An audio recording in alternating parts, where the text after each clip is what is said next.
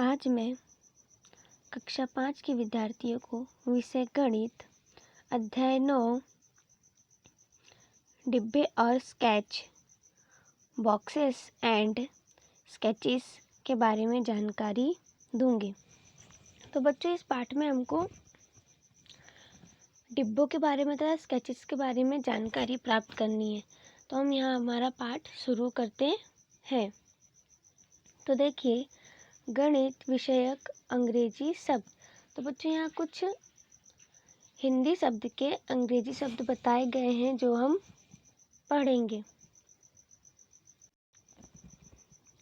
डिब्बा, box, sketch, मोड़ना, fold, आकृति, फिगर, क्षेत्रफल, एरिया, सतह, सरफेस, आकार, शेप, समघन, क्यूब, लंबाई, लेंथ,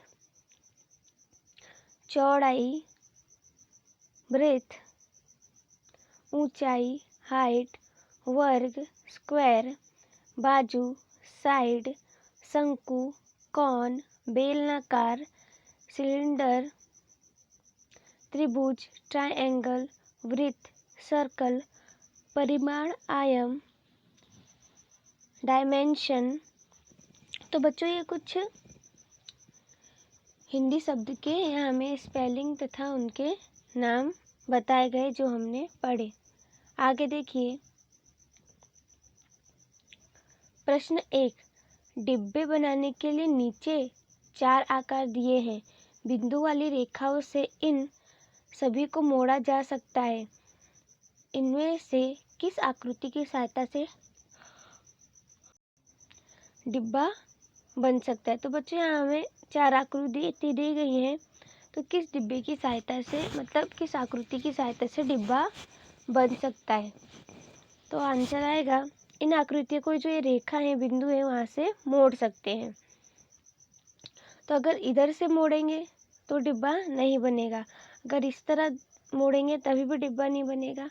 अगर आकृति 1 तथा 3 को जो बिंदु दी गई हैं, जो रेखा इधर है जहाँ से मोड़ा जा सकता है, अगर उस तरह मोड़ेंगे तो डिब्बा बनेगा। तो बच्चों, आकृति 1 तथा 3 से मोड़ने पर डिब्बा तैयार होगा।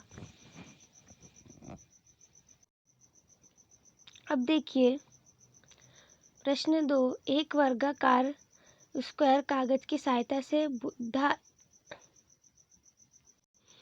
एक घन बनाना चाहता है। उसके लिए निम्न अनुसार 2 आकृतियां बनाई हैं। तो बच्चों, ये आकृतियां हैं जिसकी सतह है कितनी, 1 2 3 4 5 6। दोनों आकृति की ऐसी सतह है। तो एक बात यह है कि समघन की 6 सतहें होती हैं जिनसे घन बनता है अर्थात क्यूब बनता है।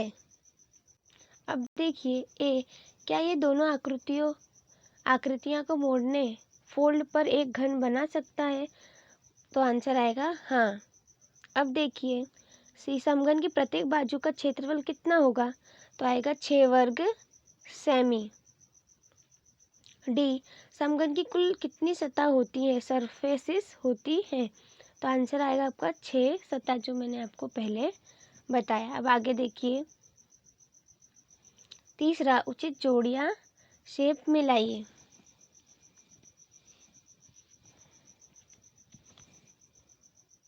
तो बच्चों, यहाँ उचित जोड़ियां हमें मिलानी है, मतलब कि इन आकार में कौन सा आकार फिट हो जाएगा जिससे यह आकार पूरा होगा। तो ए में बच्चों आएगा सेकंड, इस प्रकार का आकार इसमें फिट होगा, तो हमारा आंसर ए में 2 आएगा।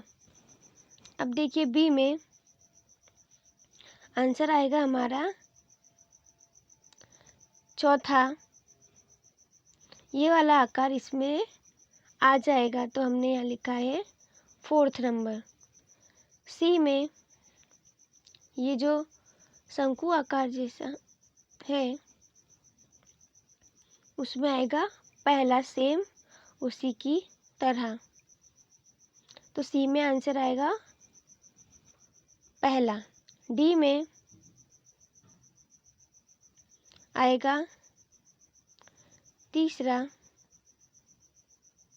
जो इस प्रकार होगा। अब देखिए आगे, नीचे समघन क्यूब के कुछ चित्र दिए गए हैं। उनमें कौन से चित्र समघन दर्शाते हैं उस पर सही कीजिए। तो बच्चों, कौन से चित्र समघन दर्शाते हैं उस पर सही करना है। तो आएगा ए, बी, डी, ई। ये 4 आकृतियां समघन, ये चित्र समघन दर्शाते हैं। अब देखिए, एक समघन बनाने के लिए इस आकृति को मोड़ा गया है। निम्न बने हुए समघन में से उपयुक्त आकृति के लिए कौन सा चित्र आपको उचित लगता है। तो बच्चों, हमें चित्र डी तथा ई उचित लगता है। अगर मोड़ेंगे तो चित्र डी तथा ई की तरह बनेगा। अब हम बच्चों पूरक अभ्यास के बारे में जानकारी प्राप्त करेंगे। तो देखिए, निम्नलिखित प्रश्नों के जवाब के लिए दिए गए विकल्पों में से उचित विकल्प चुनकर उसका क्रम अक्षर कोष्टक में लिखिए। तो देखिए, पहला प्रश्न है, खाली जगह आकार को केवल लंबाई और चौड़ाई होती है।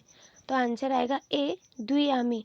तो बच्चों, जो द्विआमी आकार होते हैं उनकी सिर्फ लंबाई और चौड़ाई होती है, लेंथ और विड्थ होती है। अब देखिए प्रश्न 2, आकार की लंबाई, चौड़ाई और ऊंचाई हाइट होती है। तो इसका आएगा त्रिआमी। तो बच्चों, जो त्रिआमी आकार होता है उनकी क्या होती है, लंबाई, चौड़ाई और ऊंचाई, जिन्हें हम त्रिआमी कहते हैं, त्रिआमी आकार कहते हैं। तीसरा, घन को खाली जगह होते हैं। तो आएगा बी, 3 परिमाण। चौथा, वर्ग को खाली जगह होते हैं, 2 परिमाण। प्रश्न 5, माचिस बॉक्स की कितनी धार होती है। तो आंसर आएगा 6 बाजू और 12 धार। तो यहाँ हमारे विकल्प समाप्त हुए, हम आगे देखेंगे। अब देखिए प्रश्न 2, नीचे 3 जालियां दी गई हैं, उन्हें कागज पर अंकित कीजिए। उन अंकित की गई रेखाओं को काट लीजिए। इन सभी जालियों को मोड़ने से घन आकृति बनेगी। तो बच्चों देखिए, तो सबसे पहले हमारे जरूरत क्या है घन बनाने के लिए समघन के 6 सतह होनी चाहिए। तो हम गिनेंगे 1, 2, 3, 4, 5, 6। तो बच्चों, इसमें घन आकृति बनेगी।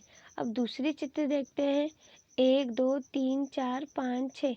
तो इसमें भी घन आकृति बनेगी, 1, 2, 3, 4, 5, 6। तो इसमें भी घन आकृति बनेगी।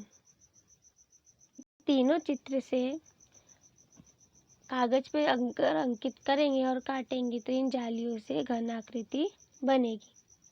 अब देखिए, खाली पेंसिल का बॉक्स लेकर उसे खोल दीजिए। पेंसिल के बॉक्स की कितनी बाजुएं होती हैं। तो आंसर आएगा 6। प्रश्न 2, खुले डिब्बे की कितनी बाजुएं होती हैं। 5। क्या बंद डिब्बे या खुले डिब्बे की बाजुएं समान है। तो आपका उत्तर आएगा नहीं, बंद डिब्बे की बाजुएं अलग होती हैं तथा खुले डिब्बे की बाजुएं अलग होती हैं।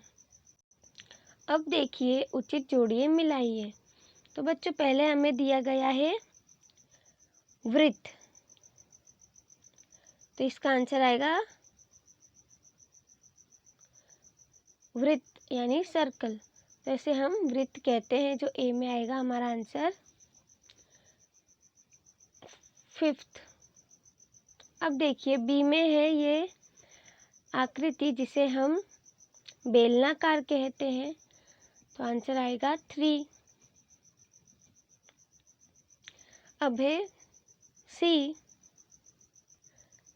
जिसका आंसर आएगा समघन। इस आकृति को हम समघन कहते हैं। तो आंसर है 2। अब देखिए डी, यह है शंकु अर्थात कोण। तो यहाँ आंसर आएगा शंकु अर्थात पहला, जिसे हम कोण भी कहते हैं। तो यहाँ हमारे ये सही जोड़े समाप्त होते हैं। अब देखिए, त्रिआयामी आकृति देखिए, पहचानिए और समान आकृति के सामने अपने उनके दृश्य लिखिए।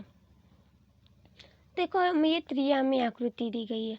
अगर इस आकृति को इस प्रकार देखें तो दृश्य ऊपर का दृश्य है।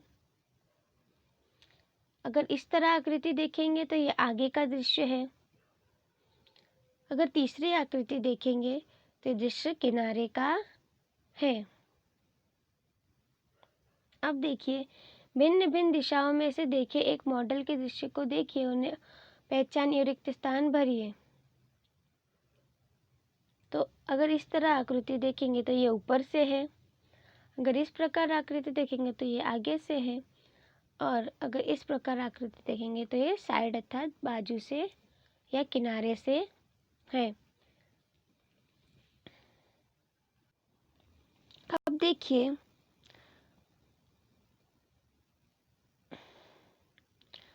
रूपरेखा प्रदर्शित करते नक्शे को उनकी त्रिआयामी आकृति के साथ जोड़िए।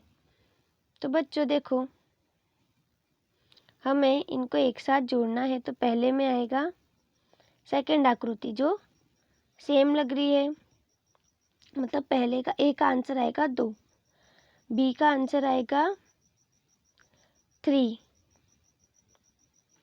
सी का आंसर आएगा फर्स्ट। तो इस प्रकार की हमें आकृति दी गई। ये आकृति है त्रिआयामी, मतलब इनके त्रिआयाम में लंबाई, चौड़ाई और ऊंचाई। तो आपको जो जो मैंने बताया वो आपको अपनी नोटबुक में लिखना है बच्चों, तथा आपको सब ध्यान रखना है और सब तैयार करना है। यहाँ पर ये पाठ हमारा समाप्त होता है।